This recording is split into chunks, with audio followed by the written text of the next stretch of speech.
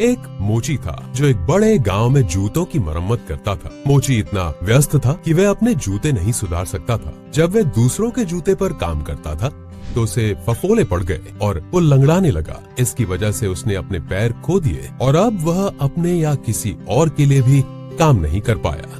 अगर आप किसी और की मदद करना चाहते हैं तो अपनी मदद पहले करनी चाहिए।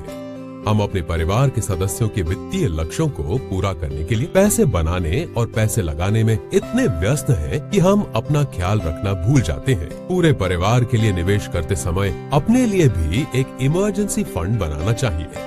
इमरजेंसी फंड आपको किसी भी अप्रत्याशित आपात स्थिति जैसे नौकरी छूटने और पैंडेमिक या घर की मरम्मत से निपटने में मदद कर सकती है।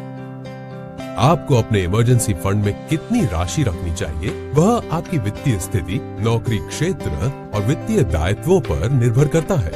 लेकिन शुरू करने के लिए आप किसी भी आपात स्थिति के लिए कम से कम 6 महीने के खर्च को बचा सकते हैं। एक इमरजेंसी फंड होने से आपको आपकी बचत और अन्य वित्तीय लक्ष्यों के लिए किए गए निवेश में डुबकी लगाने की आवश्यकता नहीं होती है। इसलिए आपात स्थिति से खुद को बचाने के लिए उतना ही ध्यान देना आवश्यक है जितना कि आप पैसे के निवेश को महत्व देते हैं।